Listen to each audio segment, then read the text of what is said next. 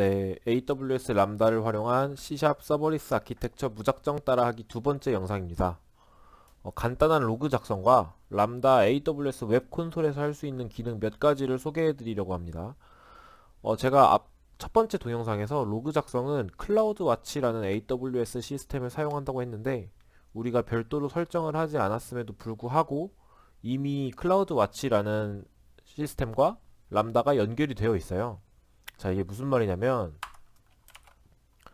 람다 AWS 콘솔에서 모니터링이라는 메뉴가 있어요. 이 모니터링이라는 메뉴를 눌러보면 클라우드 와치 지표라고 해서 여러가지 지금 지표를 그래프로 보여주고 있고, 밑에 통찰력이라고 써있는 곳에 보면 로그들이 기록이 되고 있어요. 아무거나 하나 눌러보면 이 클라우드 와치 서비스 콘솔이 나오면서 로그들이 기록된 게 보이거든요. 자, 그러면 기본으로 작성되는 로그 외에 내가 원하는 로그를 어떻게 넣을 수 있느냐? 비주얼 스튜디오를 킬게요. 자, 이전 동영상에서 사용했던 코드인데 이 펑션 핸들러 파라미터에 iLambda 컨텍스트라는 인터페이스가 하나 들어있었어요. 이 컨텍스트 내부를 보면 로거라는 객체가 하나 있는데 이 로거가 클라우드 와치로 그 로그를 전송을 해주거든요. 여기에 로그 라인이라는 메소드를 호출하고 my first log 라고 기록을 할게요. 그 다음에 배포를 하겠습니다.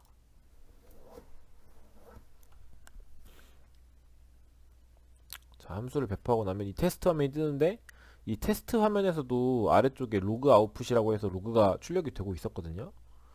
자, 이 상태에서 그냥 인보크를 해보면 인풋이 없으니까 null reference exception이 나는데 이 동일한 내용이 여기에 my first log 나오고요. 동일한 내용이 밑에 로그에 출력이 되고 있습니다. 자, 그럼 정상적으로 input 텍스트를 주고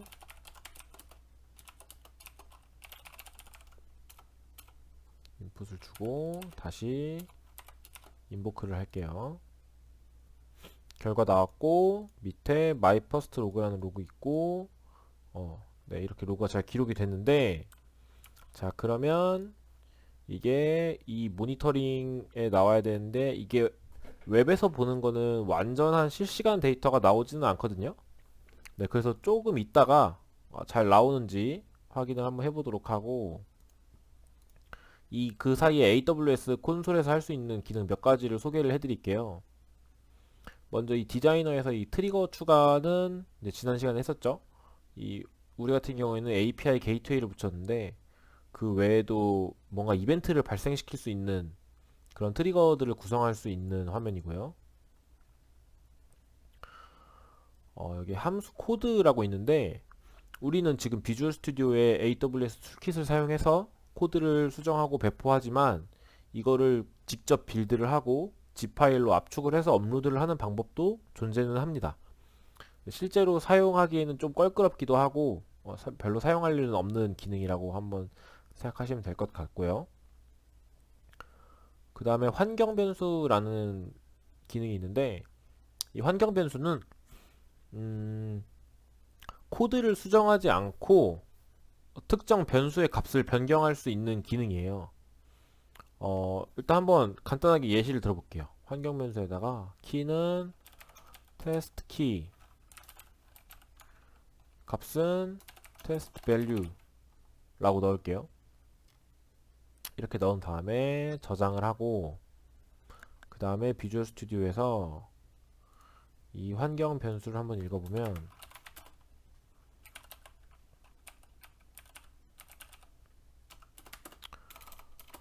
environment는 environment에 get environment variable 메소드에서 방금 우리가 준 환경 변수 이름 테스트 키를 넣습니다. 여기에 이거는 되고 그 다음에 아까 사용했던 로그를 사용해서 이 값이 뭔지 한번 로그에 기록을 해볼게요. 이렇게 하고 다시 배포를 하겠습니다.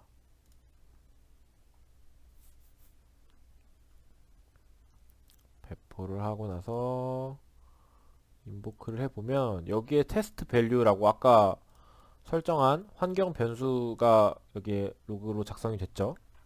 자, 이런 식으로 실제로 지금은 이제 환경 변수를 기존에 사용하지 않고 있었기 때문에 코드를 수정을 했지만 이제 이 상태에서 이 테스트 밸류라는 값만 리얼 밸류라고 바꾸고 세이브를 하면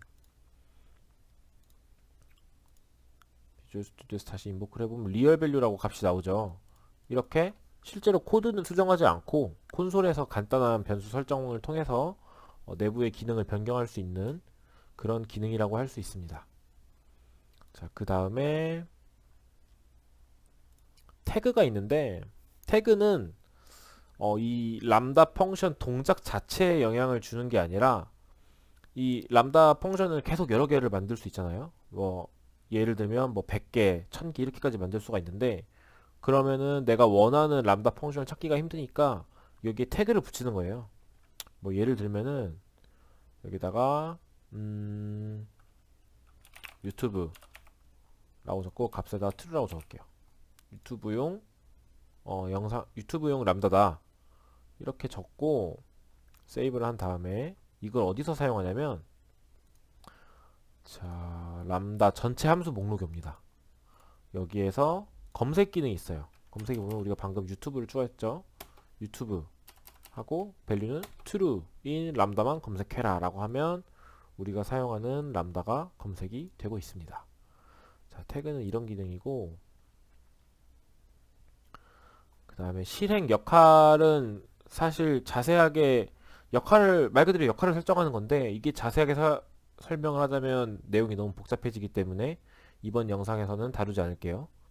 그 다음에 기본 설정에서는 이 람다 펑션에 디스크립션을 붙일 수가 있고 메모리를 변경을 할 수가 있는데 이 메모리가 커지면 여기에 비례하는 CPU가 할당된다고 이렇게 설명에 써 있는데 더 빨라집니다. 당연히 더 빨라지는데 그만큼 과금에 대한 그 비용이 늘어나게 돼요. 그래서 이거를 무작정 키우거나 줄이는 것보다 한번 과금 체계를 자세히 읽어보시고 본인한테 적합한 메모리를 설정하는 것이 좋은 것 같습니다.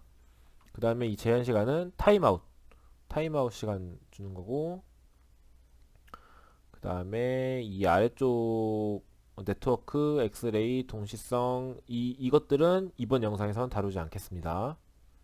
조금 더 심화된 기능들이기 때문에 간단한 기능을 다루는 이번 영상에서 다루지 않고요. 자, 그리고 모니터링에 아까 전에 봤던 모니터링에 와서 로그 한번 열어볼게요. 네, 아까 전에 그 환경 변수 처음 넣고 실행했던 테스트 밸류라는 로그가 찍혀 있죠. 그 외에도 뭐 이거 한번 클릭해 보면 마이 퍼스트 로그 작성한 기록도 있고요. 네, 이런 식으로 로그를 작성할 수가 있습니다. 네, 이 정도만 알아도 기본적인 기능을 구현하고 사용하는 데는 문제가 없고요. 그 다음에 추가적으로 여기 버전을 설정하는 게 있어요. 지금 우리는 정규화되지 않은 레이티스트라는 별칭을 사용하고 있는데 여기다가 publish new 버전을 하면 새로운 버전을 만들 수가 있거든요. 이 버전을 만들고 이 버전을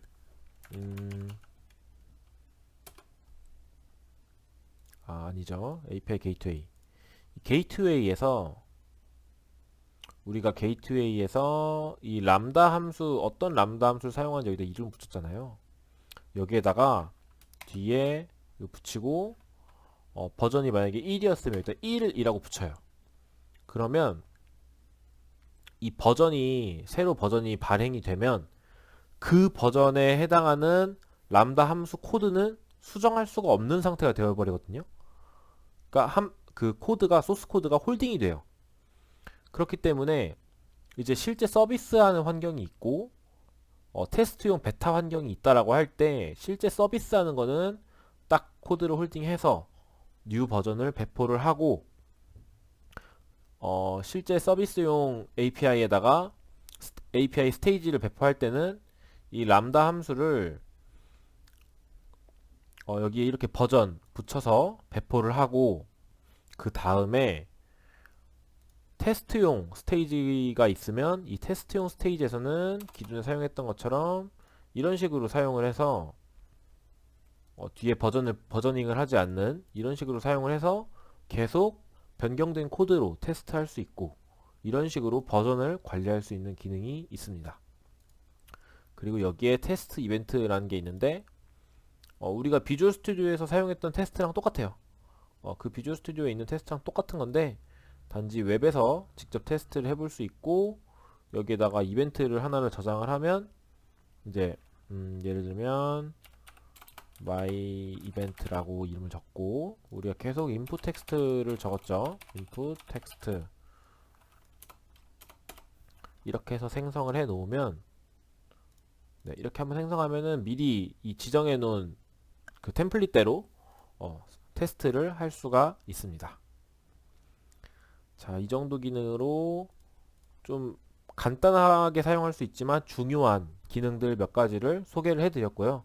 다음 영상에서는 AWS API 게이트웨이에서 프록시를 사용해서 람다 펑션으로 좀 더 많은 정보를 받아오고 처리할 수 있는 방법을 설명해 드리도록 하겠습니다. 감사합니다.